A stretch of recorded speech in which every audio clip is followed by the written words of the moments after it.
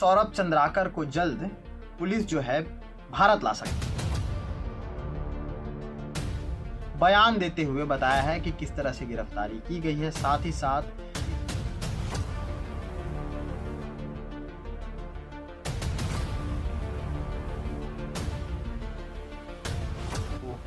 अपहरण से लेकर के हो, मारपीट से लेकर के हो, और उसी के साथ साथ जामुल में महादेव प्रकरण को लेकर के भी ये आरोपी उसमें सम्मिलित था। गिरफ्तार किया है, जो कि नेशनल सिक्योरिटी एक्ट के अंदर जिसपे के मामला दर्ज हुआ था।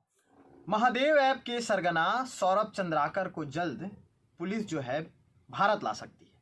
हालांकि इन सारी खबरों में संशय चल रहा है, लेकिन जो खबरें दुबई से निकल के आ रही हैं उसके मुताबिक ये बताया जा रहा है कि रवि उत्पल के पकड़ाए जाने के बाद तमाम बातचीत में ठिकाना पता चलता है सौरभ चंद्राकर का। सौरभ चंद्राकर का नाम कोई नया नहीं है, महादेव से जुड़ा हुआ बड़ा नाम, जिसकी गिरफ्तारी को लेकर के सुगबुगाहट तेज हो गई है। और उसी के साथ दुर्ग में एक मोस्ट वांटेड इसलिए क्योंकि जो आरोपी गिरफ्तार हुआ है नाम दीपक नेपाली है।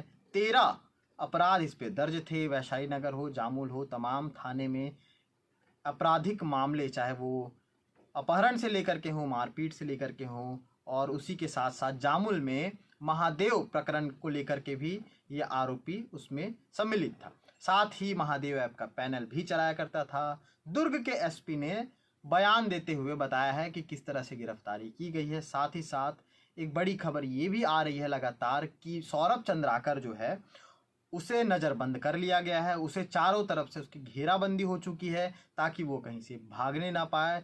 इसीलिए शायद अब ये बोला जा सकता है कि जल्द ही सौरभ चंद्राकर, जो महादेव ऐप का सरगना था, लगातार जिसकी खबरें दुर्ग भिलाई में खासकर लोगों के बीच आते रहती थी, वो भारत लाया जा सकता है। दुर्ग पुलिस ने एक दीपक कुमार सिंह उर्फ दीपक नेपाली नाम के व्यक्ति को गिरफ्तार किया है, जो कि नेशनल सिक्योरिटी एक्ट के अंदर जिसपे के मामला दर्ज हुआ था।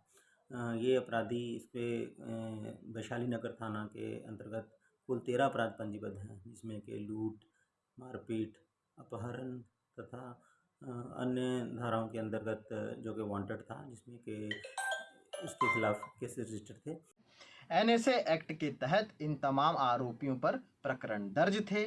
अब इस मामले में चाहे वो ईडी से रिलेटेड हो, चाहे वो फिर रेड कॉर्नर नोटिस से रिलेटेड हो, सारी चीज़ें सामने आ रही हैं, जिसके तहत ये खबर सामने आई है। आगे क्या कुछ डिटेल है हम आपको बताते हैं।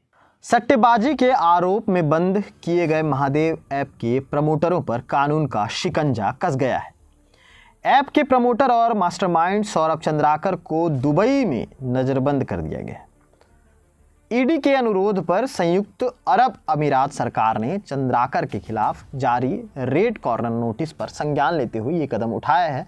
हालांकि ईडी ने आधिकारिक रूप से इसकी पुष्टि नहीं की है, लेकिन आपको बता दें कि इसके बारे में मीडिया समूहों और जो सूत्रों के हवाले से खबर आ रही है उसमें यह है कि दुबई में सौरभ चंद्राकर के ठिकानों पर ताला लगाकर उसे नज़रबंद कर दिया गया। सौरभ चंद्राकर को जल्द ही भारत लाया जा सकता है। वहीं दुबई से मिली खबरों के अनुसार सौरभ चंद्राकर को घर से बाहर निकलने की अनुमति नहीं दी गई है। कहा जा रहा है कि उसे छोड़ा गया तो वो भाग सकता है। यूएई के अधिकारियों ने उस पर नज़र टिका रखी। दुबई के अधिकारी भारतीय अधिकारियों की ओर से उसके प्रत्यर्पण की प्रक्रिया शुरू करने का इंतजार कर रहे हैं। महादेव बैटिंग ऐप ऑनलाइन सट्टेबाजी के लिए बनाया गया था और उसके बाद लगातार इसमें जो यूज़र्स जुड़ रहे थे वो काफ़ी ज़्यादा जोखिम होते जा रहे थे आर्थिक मामलों में। इस पर users poker, card games, chance games नाम से लाइव गेम खिलाए जाते थे। ऐप के ज़रिए क्रिकेट, बैडमिंटन, टेनिस, फुटबॉल जैसे खेलों और चुनावों में भी अवैध सट्टेबाजी की जाती थी। अवैध सट्टे के नेटवर्क के ज़रिए ऐप का जाल तेज़ी से फैला और सबसे ज़्यादा जो खाते खुले वो छत्तीसगढ़ में खुले थे। इस ऐप से धोखाधड़ी के लिए एक पूरा खाका बनाया गया। सौरभ चंद्राकर भिलाई का रहने वाला है, ये सभी जानते थे, और उसके बाद लगातार उसकी खबरें, शादी से जुड़ी खबरें आने लगी। महादेव बैटिंग ऐप कई ब्रांच से चलता था।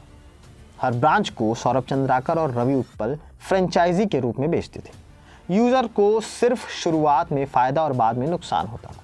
फ़ायदे का 80% हिस्सा दोनों अपने पास रखते थे। इसे ऐसे बनाया गया था कि सिर्फ 30% यूजर जीतते थे, बाकी सब हारते थे। सुमित चड्ढा के खिलाफ गैर जमानती वारंट जारी करते हुए राउज एवेन्यू कोर्ट के विशेष न्यायाधीश ने कहा कि ईडी के अनुरोध और 16 अक्टूबर की रिपोर्ट को देखते हुए उनका मानना है कि आरोपी सुमित चड्ढा की उपस्थिति सामान्य प्रक्रिया के माध्यम से सुनिश्चित नहीं हो सकती। ऐसे में कोर्ट आरोपी की पेशी के लिए उसके खिलाफ एनबीडब्ल्यू जारी करती है। अब आपको बताते हैं कि सौरभ चंद्राकर ने कैसे तय किया महादेव जूस से महादेव ऐप तक का सफर। महादेव ऐप का फाउंडर सौरभ चंद्राकर बेहद सामान्य परिवार से आता है।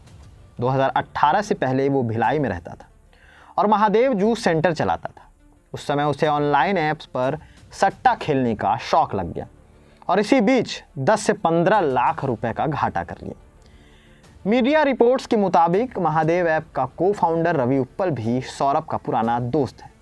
उसने भी कई छोटे मोटे काम किए।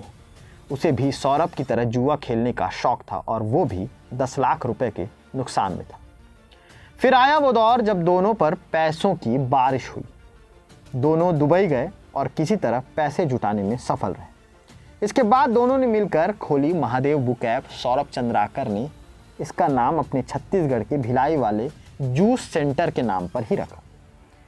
इस ऐप को डेवलप करने का काम भारतीय और यूरोपीय कोडर्स ने किया। इसे 2020 में लॉन्च किया गया। फिर दोनों ने मिलकर इस ऐप के 2000 से ज़्यादा सेंटर खोल दिए। सौरभ चंद्राकर और रवि उत्पल ने महादेव ऐप का कारोबार फैलाने के लिए कमीशन मॉडल अपनाया। जो भी लोग ऐप पर सट्टा खिलाने का सेंटर चलाते हैं उन्हें कलेक्शन के हिसाब से कमीशन मिलता है। ईडी की जांच में कहा गया कि सेंटर्स पर भारी संख्या में कलेक्ट होने वाला कैश हवाला नेटवर्क के माध्यम से दुबई भेजा जाता था। इसमें दाऊद इब्राहिम की गैंग के आदमी भी उसकी मदद करते थे। महादेव बुक ऐप पर कई तरह के गेम्स लोगों को ऑफर किए जाते थे। इसमें poker, card games, chance games, badminton, tennis, football और क्रिकेट शामिल थे।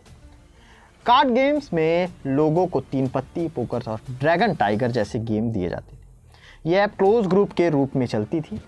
ये कई अलग अलग इंस्टेंट मैसेज व्हाट्सएप, टेलीग्राम के माध्यम से चलती थी और लोगों को मैसेज के माध्यम से ऐप पर खेलने के लिए इनवाइट मिलता था। वहीं सौरभ और रवि ऐसे 4 या 5 प्लेटफॉर्म चलाते हैं और हर दिन 200 करोड़ की कमाई करते हैं।